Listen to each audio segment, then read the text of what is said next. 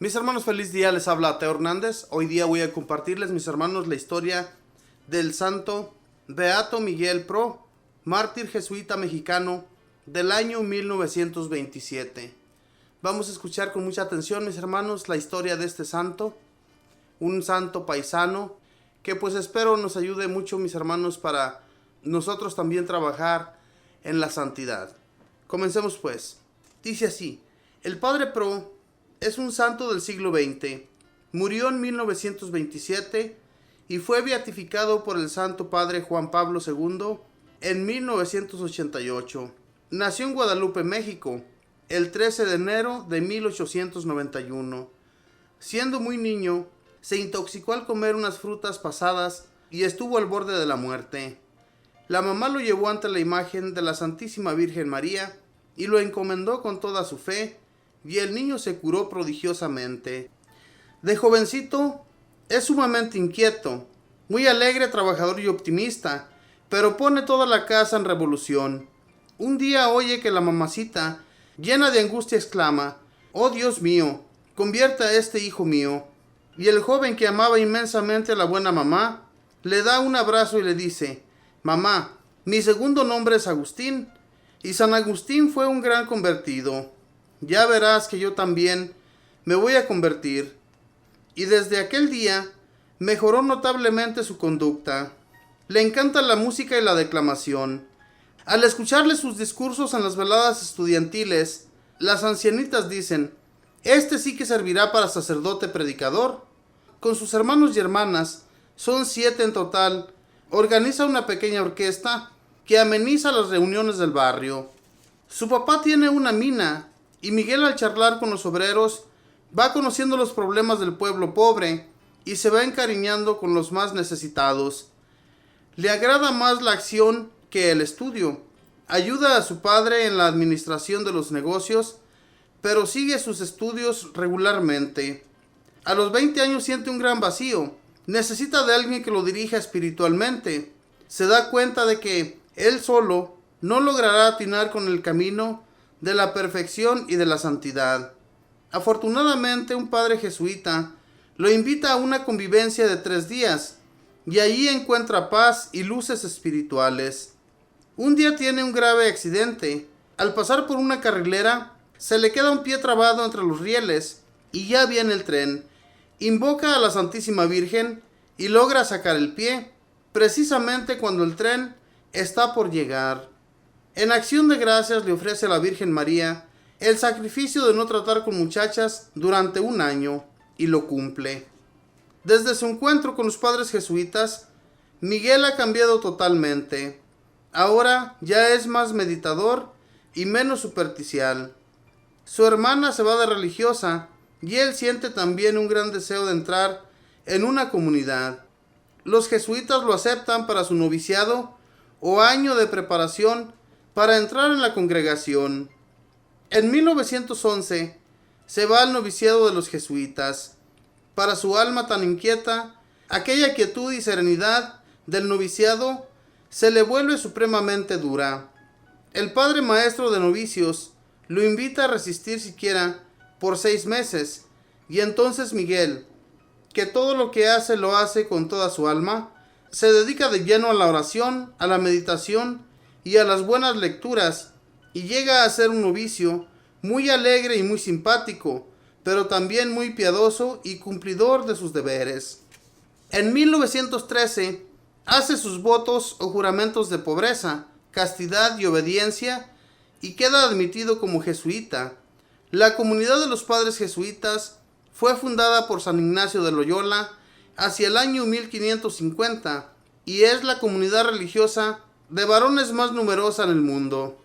Son más de 25,000 y se especializan en dirigir universidades y centros de estudios. En 1913 estalla una revolución en México y el papá de Agustín pierde sus bienes, que pasan a manos de los guerrilleros. El noviciado jesuita es invitado y los religiosos tienen que salir huyendo disfrazados.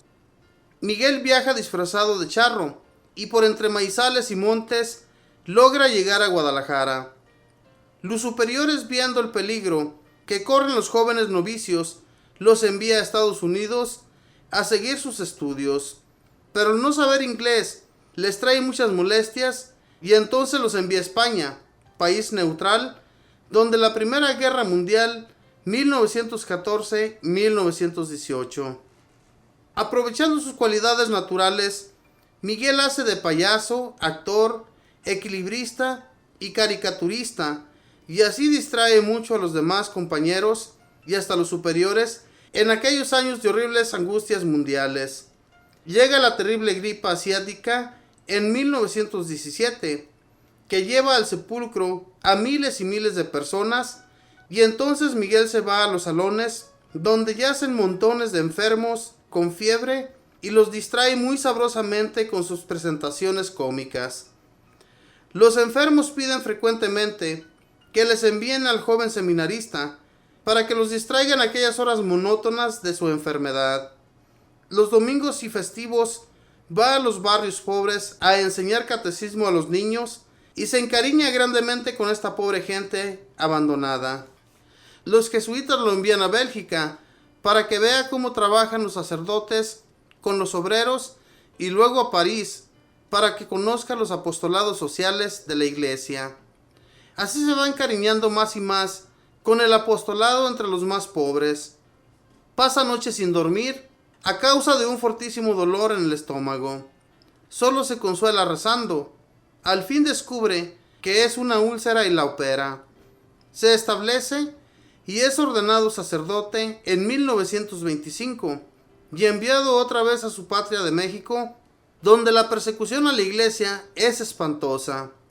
Llega a su patria disfrazado de comerciante y con carnet de ganadero, y en la aduana no se dan cuenta de que es sacerdote y lo dejan entrar.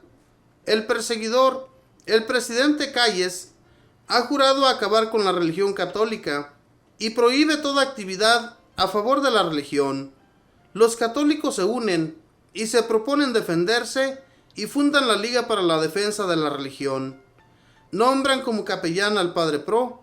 150 jóvenes, bajo la dirección del joven sacerdote, van por las calles repartiendo hojas volantes contra las leyes antirreligiosas e invitando a la resistencia pacífica. Recogen ayudas y las llevan a las familias cuyos jefes han sido llevados a la cárcel por ser católicos.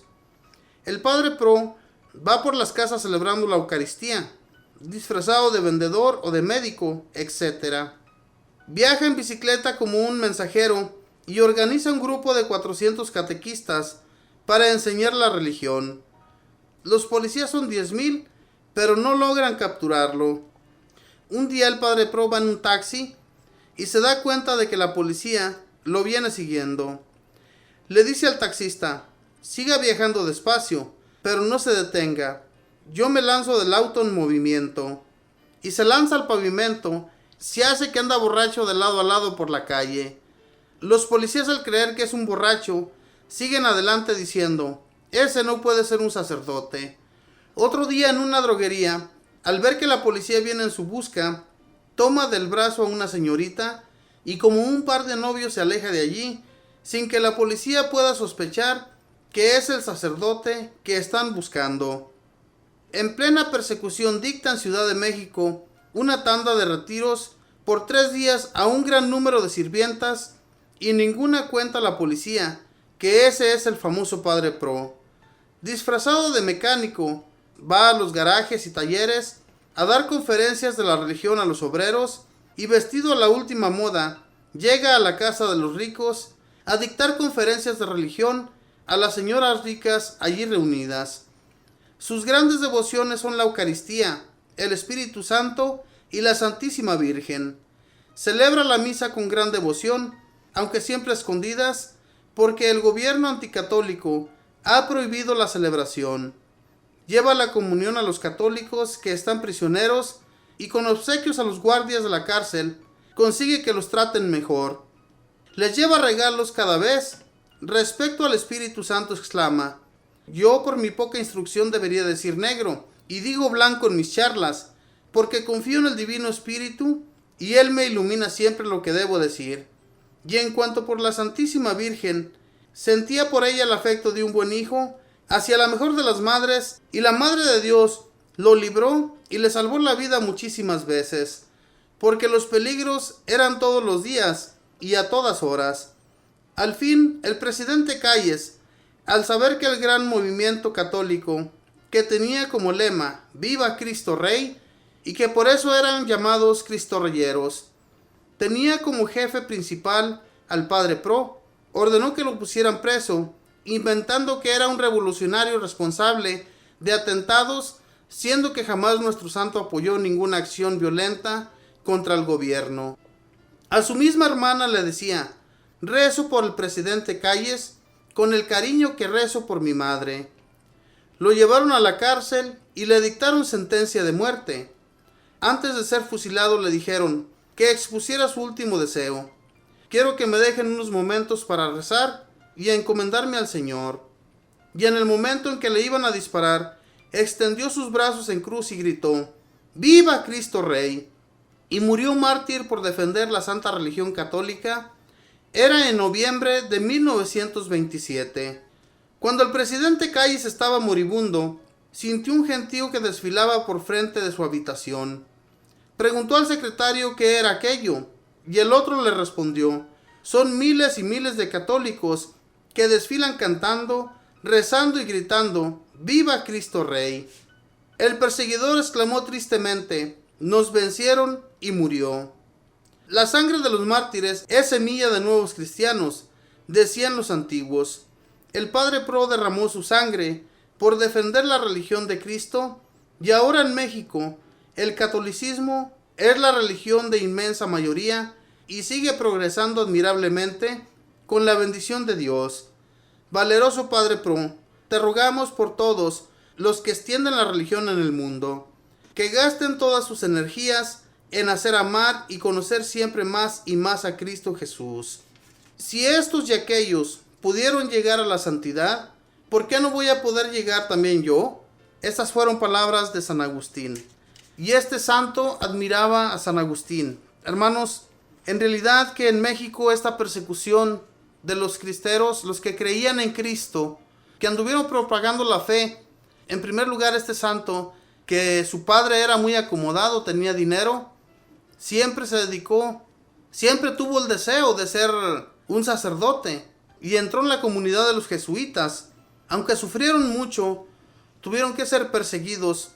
Ellos se fueron en primer lugar a Estados Unidos, como nos puede contar la historia. En Estados Unidos no les gustó mucho porque no entendían el idioma. Luego los mandan a España, un país totalmente español, donde el idioma pues no se les iba a dificultar. Y él también pues allá en aquel país sufre mucho, ya que también pues cuando llegan allá se encuentran con la Segunda Guerra Mundial, esa guerra que estuvo también pues muy peligrosa. Sin embargo, mis hermanos, en aquel tiempo también había mucha gente pobre en todo lo que fue Europa, ya que habían sido muy invadidos por los países que estaban en contra. Y el padre Pro cuenta aquí su historia, que se encariñaba con los niños y iba a enseñarles el catecismo y los instruía en la religión. Iba también a celebrar misas a las casas de las gentes ricas y a las casas de la gente pobre. Y era como a él más le gustaba servir a Dios con la Eucaristía y ayudando, mis hermanos, al país para que no se destruyera totalmente en la fe. La fe, hermanos, es muy difícil cuando alguien lo prohíbe. Sin embargo, México se estableció muy bien con su fe. A hoy en la actualidad es el país, yo me imagino que un 90% católico. Y eso es buenísimo para todos los mexicanos y para todos aquellos países de Sudamérica que también, gracias a Dios, pues son muy católicos. Mis hermanos, todas estas historias nos sirven muchísimo para que reconozcamos en Dios que Dios nos protege y Dios nos lleva siempre de su mano. Que Dios los bendiga, que pasen un feliz día.